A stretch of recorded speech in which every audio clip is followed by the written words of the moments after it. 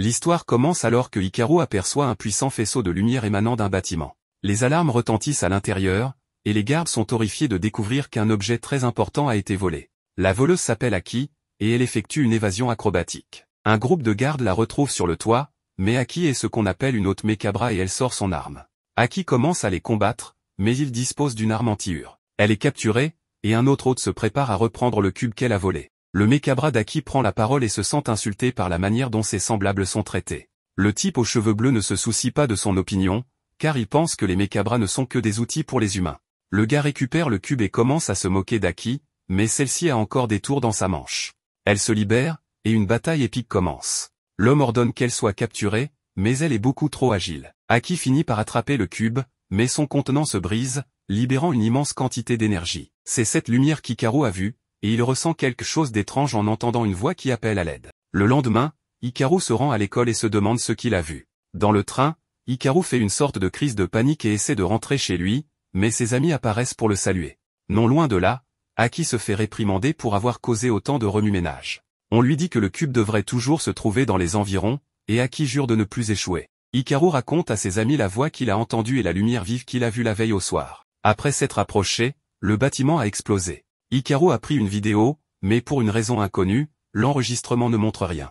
Hikaru a aussi vu quelque chose de lumineux tomber à proximité, mais cela n'apparaît pas non plus sur la vidéo. Ses amis ne le croient pas quand il leur explique que la voix appelait à l'aide, et ils supposent qu'Hikaru était en train de diffuser en direct. Ils se moquent de lui pour croire aux fantômes, mais Hikaru est choqué lorsqu'il entend la voix de nouveau. Hikaru se précipite vers la voix, mais on lui dit qu'il s'approche trop près d'une zone restreinte. Un policier étonnamment cool lui dit de rentrer chez lui, mais le laisse là, et Hikaru entend à nouveau la voix appeler à l'aide. Quelque chose envahit Hikaru, et il se précipite dans la zone restreinte, cherchant frénétiquement la source de la voix. Il finit par trouver un cube lumineux d'où provient la voix, appelant à l'aide. Hikaru est choqué, mais décide de toucher le cube. Cela provoque l'envolée du cube dans le ciel, pour une raison quelconque, et Hikaru est surpris quand il revient s'écraser au sol. Le cube manque de le toucher de peu, et il libère une immense quantité d'énergie. La lumière est incroyablement intense, et Aki est choqué en la voyant. Hikaru a maintenant un énorme bras qui sort de son dos, et le bras célèbre le fait d'avoir été sauvé. Hikaru ne semble pas sentir ce bras géant, d'une manière ou d'une autre, alors qu'il cherche d'où vient la voix. Le bras se révèle alors. Le bras remercie décontracté Hikaru de l'avoir sauvé et lui demande son nom. Hikaru est déconcerté, car il n'a aucune idée de ce qui se passe, mais le bras se souvient de garder ses bonnes manières et décide de se présenter d'abord. Malheureusement, le bras a oublié son propre nom, et Hikaru tente de s'en éloigner. Hikaru n'arrive pas à l'enlever, et il se rend compte qu'il est attaché à son sweat à capuche. Avant qu'il ne puisse obtenir des réponses, un drone le repère et annonce que sa cible a été trouvée. Hikaru pense que c'est un drone de livraison, alors il l'ignore pour essayer de se débarrasser du bras.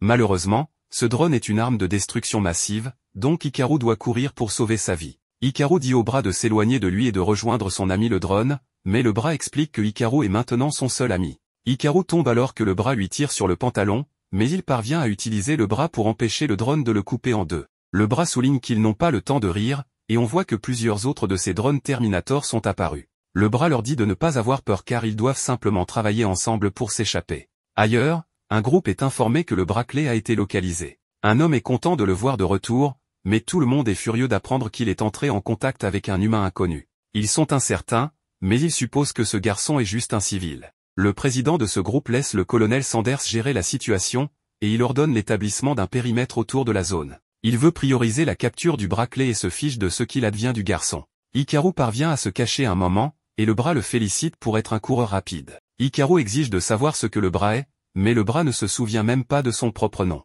La seule chose qu'il sait, c'est qu'Hikaru est un type vraiment bien. Le bras explique que sans quelque chose appelé arbitrium, il ne peut pas se déplacer comme il le souhaite. Hikaru se demande ce qu'est l'arbitrium, mais le bras est très erratique et demande juste le nom du garçon. Hikaru ne se présente pas alors qu'il s'éloigne, et il explique que le bras semble fonctionner assez bien pour s'échapper tout seul. Le bras explique qu'il pourrait encore être en danger, et il s'inquiète pour la sécurité d'Hikaru. Hikaru blâme le bras pour tout, disant qu'il sera plus en sécurité s'il s'en éloigne. Plus Hikaru s'éloigne, plus le bras semble souffrir, alors le bras le supplie de ne pas le laisser seul. Hikaru se précipite pour aider le bras, mais il se rétablit rapidement, alors il repart. Ils vont ainsi de suite quelques fois, et il devient clair qu'Hikaru doit rester proche, sinon le bras perdra son énergie. Hikaru n'a pas d'autre choix, alors il remet son sweat à capuche auquel le bras est attaché. À ce moment-là, ils sont de nouveau repérés par les drones, mais cette fois Hikaru exige que le bras se rende utile. Le bras s'exécute et entraîne Hikaru loin du danger. Plus haut, le gars aux cheveux bleus détermine que les drones suffiront à gérer un civil, car il doit se concentrer sur Aki qui est à proximité. Aki est en bas, mais elle est vraiment mauvaise pour s'orienter, et la personne dans son oreille lui dit d'aller dans l'autre direction. Aki n'a pas envie de contourner tout le bâtiment, alors ses bras lui proposent de passer en force, mais elle décide de juste se faufiler à travers une ouverture. Hikaru continue de courir pour sauver sa vie, mais Aki finit par le trouver. Elle sort ses bras et se débarrasse rapidement des drones. Aki appelle le bras de Hikaru Alma et le prévient de ne pas bouger sous peine d'être éliminé sur le champ. Les bras d'Aki lui rappellent qu'elle est censée lire un script pour apaiser ses cibles, mais ils sont interrompus par le type aux cheveux bleus. Il veut se venger de ce qui s'est passé la nuit précédente et finit par se disputer avec les bras d'Aki. Alma montre à Hikaru une issue, et Aki ne peut pas les poursuivre avec ses bras déployés. Les drones partent à la poursuite de Hikaru, mais Aki devient furieuse. Hikaru regrette d'être venu dans la zone restreinte, et il est clairement terrifié. Alma lui dit alors de le laisser derrière. Tout le monde est après lui, et Alma ne veut pas impliquer Hikaru davantage.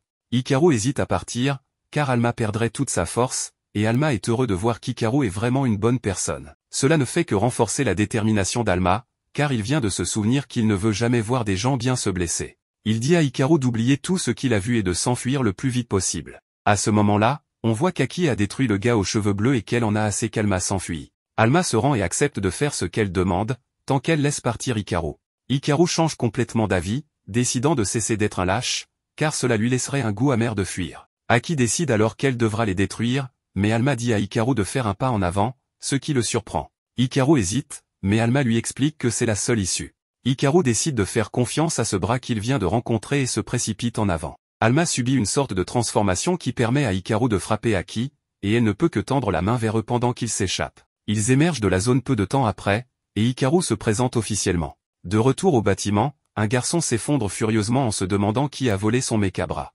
Il est totalement enragé et déclare que le bras clé est à lui. Le patron d'Aki est déçu d'apprendre qu'elle a laissé le bras s'échapper, mais il comprend, car personne ne pouvait s'attendre à ce qu'un civil soit capable de contrôler Alma. Ils n'ont pas de temps à perdre, car leurs ennemis le poursuivront sûrement, alors il renvoie Aki pour récupérer le bras. Plus tard, Hikaru emmène Alma à l'école, mais il prend soin de cacher le bras géant qui parle. Cependant, lorsqu'il arrive en classe, il est horrifié de découvrir qu'Aki est une nouvelle élève de l'école. Aki ignore tout le monde pour s'asseoir juste à côté de Hikaru et se présente. Les enquêteurs identifient rapidement le garçon qui a tenté de s'enfuir avec le bras clé, un collégien pris au hasard dans toute cette pagaille. Selon l'enquêteur tous, l'éliminer serait un ordre cruel. D'un autre côté, sa partenaire Honor rétorque que cela montre l'importance du bras clé, et elle se demande si Tous a des sentiments pour le garçon. Tous réagit en lui pinçant la jambe, déclarant que c'est à cause de gens comme lui qu'ils ne sont jamais pris au sérieux. Honor reconnaît que Tous travaille dur et lui assure qu'elle n'hésiterait pas, même si c'était contre un enfant. Quand Hikaru est allé aux toilettes de l'école, il n'imaginait pas qu'une femme le suivrait jusqu'au bout du monde. Alma est apparue pour commenter qu'étonnamment, Aki ne montrait aucun signe de vouloir se battre. Hikaru a ajouté qu'il ne serait probablement pas attaqué, même en classe, alors Alma a suggéré qu'il parle à Aki, disant qu'il s'était passé tellement de choses dans ce bazar qu'il n'avait même pas eu le temps de dire quoi que ce soit. Mais Hikaru se souvenait qu'Aki avait clairement dit qu'elle avait l'intention de le tuer, donc il n'était pas très convaincu par cette histoire. En fait, il pensait qu'il serait peut-être mieux d'appeler la police ou quelque chose comme ça. Perdu dans ses pensées, Hikaru a été surpris de réaliser qu'Alma avait déroulé tout le rouleau de papier toilette, les recouvrant presque tous les deux dans les toilettes. Selon Alma, la construction du rouleau était tellement fascinante qu'il ne pouvait pas s'en empêcher. Puis, tout à coup, Aki est apparu et a suggéré que le jeune homme ne dise rien à la police car les agents n'étaient que des pions du groupe Kagami. S'ils attrapaient Hikaru, ils le livreraient directement au patron. Au milieu de ce chaos, Aki a proposé d'être son garde du corps. Désespéré, Hikaru s'est plaint que c'était les toilettes des hommes et s'est enfui aussi vite que possible, toujours enveloppé dans un tas de papier toilette. Shirayama a vu le chaos se dérouler sous ses yeux, mais ce qui l'a terrifié, c'était de voir Aki le poursuivre aussi implacablement. Plus tard, Hikaru a retrouvé ses amis, qui voulaient savoir ce qu'il avait avec Aki. Le pauvre garçon a essayé d'expliquer qu'il était littéralement poursuivi, mais ses amis ne l'ont pas cru, pensant qu'il cachait quelque chose. Comme par hasard, Aki est réapparu, et un enfant a simplement indiqué où se trouvait Hikaru, mais à ce moment-là, il avait déjà pris la fuite et réussi à se cacher. Soudain, Shirayama s'est approché d'Aki et s'est présenté. Voyant que la fille semblait extrêmement agitée, elle lui a offert une boîte de biscuits tout en expliquant les saveurs présentes dans l'assortiment. Alma et Hikaru étaient terrifiés à l'idée que cette folle femme puisse frapper Shirayama, mais à leur grande surprise, Aki s'est jeté sur les biscuits sans la moindre hésitation, comme s'il n'y avait rien à craindre. En fait, Les deux semblaient même développer une amitié, bien qu'Aki n'ait clairement aucun talent pour les interactions sociales. Comme Shirayama était plus ouverte et extravertie, elle s'entendait bien, laissant Hikaru se demander ce qui se passait. Alma a suggéré que le garçon aille parler à Aki maintenant, mais Hikaru avait une meilleure idée, dormir. Alma a grogné, mais le garçon a expliqué qu'il ne pouvait pas parler du bras mécanique à l'école. En mettant cela de côté, Alma a demandé ce qu'Hikaru venait de sortir de sa poche. Hikaru a expliqué que c'était des écouteurs, utilisés pour écouter de la musique ou autre. Cela avait une fonction de réduction de bruit, éliminant tout le bruit ambiant. En entendant cela, Alma était fascinée. Alors que cette étrange interaction se poursuivait, Shirayama a évoqué la situation d'Hikaru avec Aki, chuchotant des conseils. Lorsqu'Hikaru est retourné à l'école, Alma a continué d'insister pour qu'il parle à Aki, mais le garçon ne se sentait pas prêt émotionnellement. Shirayama l'a poursuivi et lui a remis un mot d'Aki, dans lequel la mystérieuse fille lui demandait de la rencontrer dans la salle d'art du vieux bâtiment de l'école après les cours. Shirayama a réprimandé son ami en disant qu'Aki l'avait cherché toute la journée sans le trouver, laissant Hikaru sans voix au milieu de cette situation folle. Pensant qu'il était juste timide à l'idée de rencontrer de nouvelles personnes ou autres, Shirayama a traîné Hikaru jusqu'au lieu de rendez-vous avec Aki, en lui disant d'accepter l'amour de cette femme de tout son cœur. Hikaru s'est alors retrouvé face à face avec elle dans la salle et a pensé que la manipulatrice avait utilisé Shirayama pour obtenir ce qu'elle voulait. Cependant, Aki a clairement expliqué que c'était Miru elle-même qui avait tout planifié. En entendant Aki utiliser le prénom de Shirayama, Hikaru a perdu la tête, car elle venait littéralement de se rencontrer ce jour-là. En mettant cela de côté, il voulait savoir ce que cette fille folle voulait vraiment. Aki expliqua qu'elle faisait partie des armes et qu'elle avait pour mission de protéger le bracelet. Sa première mission était de le ramener au quartier général, mais comme Hikaru s'était lié au bras, il n'avait pas d'autre choix que d'emmener l'humain avec eux. Alma admit qu'il aimerait en savoir plus sur lui-même, car il ne savait plus vraiment qui il était. Hikaru accepta donc les conditions, surtout parce qu'Alma devenait faible lorsqu'ils étaient séparés. Hikaru essayait de comprendre pourquoi tout cela se produisait, et Hikaru, anxieux, tenta d'attirer son attention. Un des bras lui dit de se taire, car Aki était terrible pour réfléchir à des choses compliquées. Finalement, elle déclara qu'il fallait examiner le bras robotique au plus vite et que Hikaru n'avait pas le choix. Hikaru demanda alors si Alma pouvait redevenir grand, comme il l'avait fait plus tôt pour repousser les menaces. Le mécabra fit ce qui était demandé, déchaînant toute sa puissance. Aki fut impressionné par la démonstration, mais le bras perdit rapidement toute sa force en quelques secondes. Hikaru saisit alors le bras et s'enfuit avant que les choses ne tournent mal. Juste au moment où Alma se plaignait que l'humain ne devait pas courir dans les couloirs, Aki les poursuivait avec toute sa fureur. Shirayama se montra et rappela à son ami qu'il devait parler à Aki correctement, ce qui provoqua la panique chez Hikaru, qui chercha désespérément une échappatoire. Pendant ce temps, tous essayaient de retrouver sa cible dans l'ancienne école, tandis que Honor l'informa qu'un étudiant gardait l'entrée, l'empêchant de s'approcher. Hikaru se retrouva piégé à l'intérieur et réalisa que sa dernière chance de s'échapper était de monter les escaliers. Un des bras d'Aki la dirigea vers la sortie de secours, tandis qu'un autre lui suggéra l'opposé, sans raison logique. Malgré cela, elle choisit de descendre. Peu après, un trou commença à s'ouvrir dans le plafond de l'étage où se trouvait Hikaru.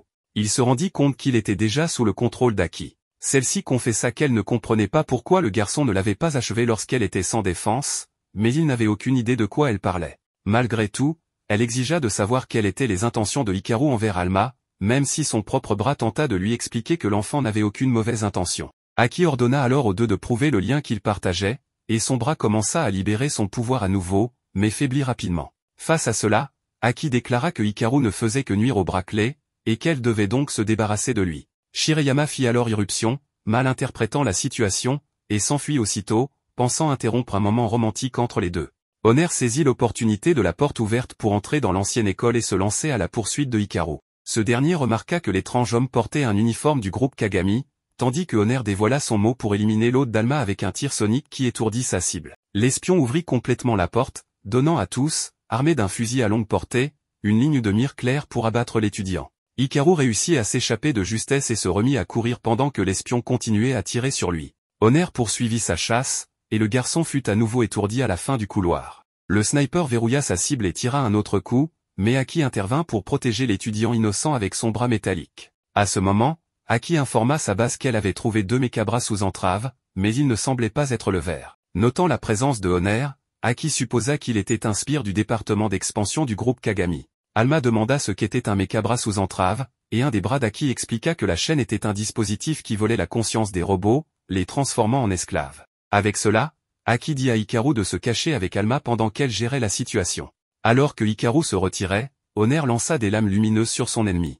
Loin de l'action, Hikaru en avait déjà assez de fuir ces étranges personnes, mais il continua. Alma, quant à lui, ne croyait pas qu'il devait fuir et se rebella contre cette décision, refusant de laisser Aki et les Mekabra derrière. Hikaru menaça de rester par peur d'être tué, mais finit par céder et partit à la poursuite du bras métallique. En bas des escaliers, Alma était presque en train de s'effondrer à cause de l'éloignement du garçon, alors Hikaru s'approcha et demanda au robot d'arrêter de faire semblant d'être fort, sachant dans quel état il se trouvait. Il plaça ensuite le bracelet sur son épaule et commença à réfléchir à comment contrer ce tir sonique. Pendant ce temps, Tous demanda une mise à jour à son partenaire, mais ne reçut aucune réponse, alors elle décida de pénétrer dans l'installation. À l'intérieur, les sbires avaient réussi à immobiliser et enchaîner le Mekabra d'Aki. Ils lui proposèrent de les utiliser à sa guise grâce aux chaînes, mais elle précisa qu'elle n'était pas comme eux. Quoi qu'il en soit, elle fut transportée à l'extérieur où Tous l'attendaient, curieux de savoir ce qu'il était advenu du bracelet. Son partenaire expliqua qu'il était caché quelque part dans l'ancienne école, ce qui incita Tous à changer de sujet et à se concentrer sur Aki. Tous exprima ses regrets de ne pas pouvoir tuer le membre des armes sur le champ, ses ordres étant de l'emmener vivante. Heureusement pour les sbires du groupe Kagami, Hikaru apparut en portant la cible principale de l'organisation. Malgré la confiance des méchants, Hikaru leur assura que cette fois ne serait pas aussi facile que la précédente. Ignorant cette menace, Honor tira une nouvelle fois son tir sonique, mais cette fois, le garçon était prêt, portant des écouteurs anti-bruit. Échappant à l'attaque indemne, Hikaru lança son bras métallique vers Aki, dont les Mekabra devaient être libérés des chaînes. Le problème était qu'Hikaru devait toujours rester près du bras pour empêcher son dysfonctionnement, alors il sauta vers Alma, mais fut touché par le fusil de Tous, perdant un côté de ses écouteurs dans le processus. Malgré cela, le plan fonctionna et Aki fut libéré. Sans hésitation, Aki utilisa Tous comme bouclier contre le tir sonique et se jeta sur Honor, utilisant sa protection pour réduire la distance avec le membre du groupe Kagami et porter un coup puissant. Tous, ayant pris le blast sonique, fut également mis hors d'état. Finalement, tout le combat provoqua l'effondrement de la structure de l'ancienne école. Tous réussit à s'échapper, mais Honor fut laissé derrière. D'autres membres des armes arrivèrent à ce moment-là et critiquèrent Aki pour le chaos qu'elle avait causé, avant de demander des nouvelles d'Alma. Pendant ce temps, le personnel de sécurité d'une autre installation décida de contacter White Raven, car quelqu'un avait volé le Mekabra artificiel, Ouroboros, extrêmement dangereux. De retour à Hikaru, il fut emmené au quartier général des Arms, une organisation qui lutte contre le groupe Kagami et qui a été formée pour libérer les Mekabra de leur chaîne. Le leader de l'organisation se présenta sous le nom de Alji et annonça que le nom de son Mekabra était Fist. Fist appela Alma petit frère et lui assura qu'il se souviendrait bientôt de qui il était. Cependant, bien qu'ils aient besoin de l'aide d'Alma, ils firent comprendre qu'ils n'avaient pas besoin de Hikaru. Pendant ce temps, un jeune homme de l'organisation Arms marche dans les rues tout en parlant à quelqu'un via un appareil. Cette personne mentionne qu'un garçon de collège a réussi à ramener Alma. Le membre de l'organisation Arms admet qu'il n'a jamais entendu parler d'un Mekabra s'unir avec un sweatshirt, juste au moment où le garçon Jun apparaît devant lui. De retour à Hikaru, il est utilisé comme poids pour les pompes quotidiennes d'Alma, tout en confessant à Aki que cela l'a dérangé quand ils ont dit qu'il était inutile pour le groupe de résistance. En outre, à ce moment-là, un scientifique de l'organisation a dit qu'il avait analysé quelques éléments pendant que le garçon dormait. Le scientifique a alors montré à l'écran l'arbitrium que Hikaru possède actuellement, un pouvoir généré par l'esprit humain qui alimente le Mekabra.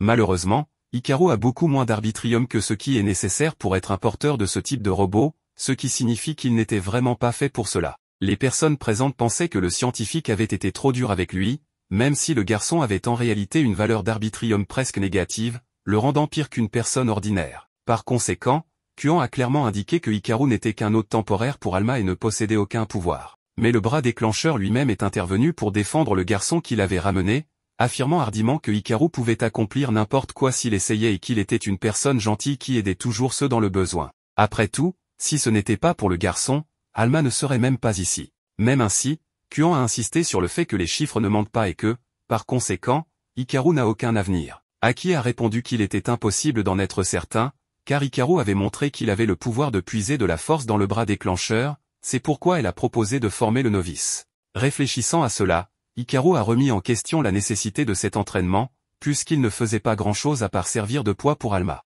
Aki a alors expliqué que l'arbitrium est une question d'esprit et que le garçon devait rester motivé parce que c'était lui qui avait dit qu'il voulait aider le bras robotique. Au milieu de tout cela, Aki reçoit un appel de l'organisation Arms et convoque son élève pour l'accompagner. Une fois sur place, il découvre que des incidents se produisent où des voleurs volent des Mekabras à leurs porteurs, le troisième vol de la semaine venant tout juste d'avoir lieu. Après avoir transmis ces informations, Alji émet l'hypothèse qu'il pourrait s'agir d'un nouveau groupe d'agents Kagami, et ils doivent agir rapidement pour récupérer les bras métalliques volés avant qu'il ne soit trop tard. Alma est perplexe face à l'urgence, alors l'un des bras d'Aki explique que si un mechabra est retiré de force de quelqu'un, le robot mourra en quelques jours, car l'arbitrium commence à fuir à partir du point de Dériz. Même s'ils ne savent pas tout sur l'arbitrium, il est mentionné qu'il joue un rôle important dans les fonctions biologiques humaines. Évidemment, toute personne qui forme une Dériz avec un mechabra acquiert des capacités extraordinaires, et bien que cela ne soit pas le cas pour Hikaru, ils ne peuvent toujours pas se permettre de perdre Alma. Quant au garçon qui a été victime de l'attaque,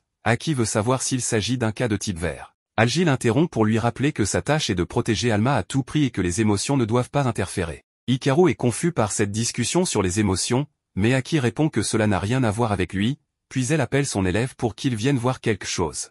Pendant ce temps, au bâtiment Kagami, un subordonné informe le président que la localisation de Jun n'a toujours pas été découverte. L'un des hommes de confiance de Naito Kagami affirme que Jun a déshonoré toute la famille en volant un mechabras artificiel incomplet. Un garçon nommé Tudu, qui était en dehors de la conversation, pense que quelqu'un de la division 3 de promotion les a laissés s'échapper, et qu'ils n'ont qu'à rappeler les corbeaux blancs, s'ils ont besoin de quelqu'un pour s'occuper de l'affaire. Avec Aki, elle enquête sur le cas par elle-même sans informer les supérieurs. À proximité, un homme nommé Imada cherche à retrouver le frère cadet du PDG Kagami aux côtés de son mechabra Joe. Les deux partent en équipe à la recherche de Jun au nom de l'honneur des corbeaux blancs. Soudainement, Aki apparaît sur les lieux avec Hikaru et demande à Hamada s'il sait quelque chose à propos d'un porteur de mechabra de type vert. Sans délai, les spires des corbeaux blancs attaquent la fille, mais elle invoque rapidement Sini et Dex pour faire face à la première vague d'attaque. En voyant les dégâts subis par ces hommes, Imada change complètement d'attitude et suppose que cet intrus doit être un membre de l'organisation ARMS. Au milieu de ce chaos, Hikaru remarque un enfant aux cheveux verts caché dans un coin, luttant pour respirer avec un inhalateur. Il se précipite pour aider l'enfant sans réaliser qu'il s'agissait de Jun, mais dans une brève distraction, l'enfant s'échappe. Imada ordonne à Joe de se transformer, transformant le bras mécanique en une moto qui saute par-dessus la cohue et poursuit le garçon aux cheveux verts. Un peu plus loin, Hikaru est arrêté avec Aki par d'autres spires des corbeaux blancs, et alors que l'un d'eux allait le frapper, Alma intervient pour l'en empêcher. Le plan était de garder le bras déclencheur caché, mais il ne pouvait tout simplement pas rester là pendant que son ami était attaqué. Imada arrive peu après sur sa moto, et alors que tout le monde observe les véhicules s'approcher, Jun s'échappe. Quoi qu'il en soit, Imada se rapprochait de Hikaru, alors Alma commence à courir avant que les choses ne s'aggravent. Évidemment, la moto est plus rapide et rattrape ses cibles. Cependant, Aki intervient pour rétablir l'ordre et mettre fin au spectacle des corbeaux blancs avec un puissant coup de pied, déséquilibrant Joe et le faisant basculer, projetant son propriétaire. Après avoir fait cela, Aki commence à menacer de mort Imada, qui jure qu'il ne sait rien et n'a jamais entendu parler d'un quelconque ver. La patience d'Aki s'épuise, et elle lance un énorme conteneur près de l'ennemi pour l'effrayer. Sini et Dex réalisent alors que ces deux-là ne savent vraiment rien, car même sous une telle menace, ils n'avaient aucune idée de ce qu'il fallait dire. Par la suite, elle veut savoir ce qui se passait dans la tête de Hikaru lorsqu'il a soudainement tenté de s'échapper, même si le garçon s'explique, Sini et Dex refusent d'accepter aucune excuse, croyant qu'Hikaru voulait partir seul. Furieuse contre lui, Aki attrape le garçon et lui fait comprendre que l'organisation ARMS a presque perdu Alma à cause de lui. Bien qu'elle ait pu dire qu'il avait du talent, en ce moment,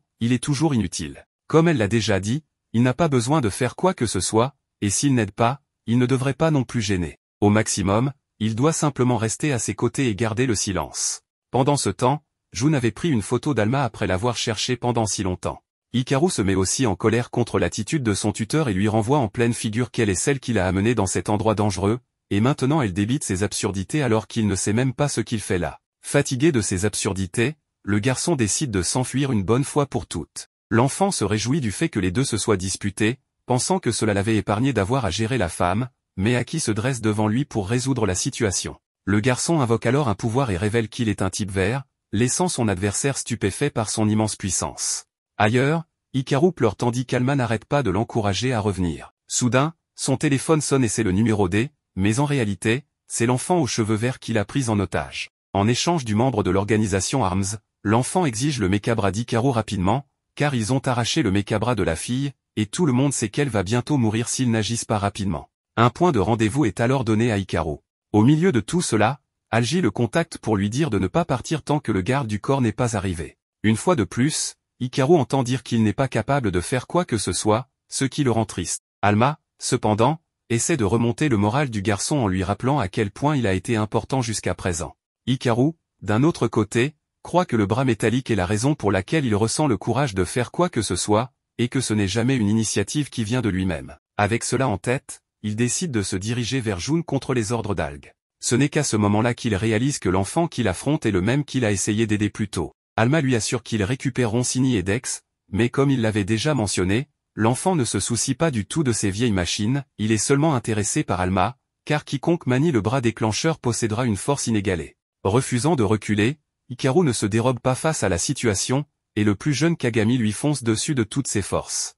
Alma prend la responsabilité de guider leurs mouvements et ceux de son hôte, donc Hikaru fait confiance à son ami pour esquiver correctement. Même ainsi, la puissance de l'ennemi est si grande qu'ils ne peuvent pas s'approcher de Cindy et Dex. En plus de cela, l'enfant touche un point sensible chez le protagoniste en soulignant que les personnes faibles ne peuvent rien changer dans une situation comme celle-ci. Mais s'il y a bien quelqu'un qui a déjà entendu cela, c'est Hikaru, alors le garçon sait très bien ce que c'est de se sentir comme un perdant inutile. Quoi qu'il en soit, il ne renonce pas et charge à nouveau son adversaire, et cette fois, il parvient à donner un coup de poing alimenté par une rage pure. Recevoir un coup met June en colère au point qu'il se déchaîne contre son rival. Maintenant que tout le champ de bataille est enveloppé par son pouvoir, il place ses deux cibles sous son contrôle et reprend l'attaque. Les éléments du Mekabra de June lancent des décharges électriques qui frappent directement Hikaru et Alma, pratiquement mettant fin au combat. Enfin, le plus jeune des Kagami enveloppe son adversaire dans ses tentacules et déclenche une autre décharge, cette fois avec tant de puissance qu'il doit utiliser son inhalateur pour reprendre son souffle après coup. Il pense que le combat est terminé, mais Alma faisait semblant d'être mort, attendant le bon moment pour contre-attaquer avec précision. Cependant, le coup n'est pas suffisant pour vaincre June, et Alma commence à souffrir de la distance entre lui et son hôte. À ce moment, Hikaru est inondé de souvenirs de sa première rencontre avec Alma et de tout ce qu'ils ont traversé pour en arriver là. Alors il se pousse aussi fort qu'il le peut pour réduire l'écart entre lui et son Mekabra. Avec un grand effort, le garçon parvient à toucher le bras déclencheur, et ce contact déclenche une explosion d'énergie dévastatrice, car la fusion entre les deux les rend incroyablement puissants. Face à cela, June reprend son attaque avec la même confiance qu'auparavant, mais cette fois les choses sont différentes. Chacune de ses attaques est repoussée par le bras déclencheur et son porteur. Après un combat intense, June ne peut plus supporter l'assaut et reçoit un coup si puissant qu'il succombe à la pression et est vaincu. Cependant, avant qu'il ne puisse célébrer, tout doux, le mystérieux garçon de la réunion du quartier général des Kagami, arrive sur les lieux.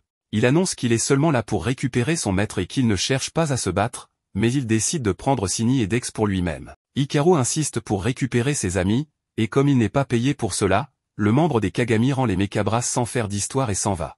Le lendemain, Aki se réveille à côté de ses bras métalliques et va voir Hikaru, qui est en train de recoudre la capuche où se trouve Alma. Gênée, elle admet qu'elle s'est impliquée dans cette affaire parce qu'un Mekabra de type vert a tué sa famille, mais ce n'était pas ce gars aux cheveux verts. Enfin, elle remercie Hikaru de l'avoir sauvé et prend la couture de ses mains, disant qu'elle ne pouvait pas supporter à quel point il était lent. Soudain, Shirayama arrive, voit la scène et suppose qu'elle interrompt quelque chose de romantique, mais Aki s'en fiche et s'empare des biscuits que Maru tenait. Une fois de plus, Alma pense que cette fois les biscuits étaient pour Hikaru et entraîne le garçon dans une bagarre pour les friandises, laissant le pauvre garçon se demander ce qui se passe avec ces gens.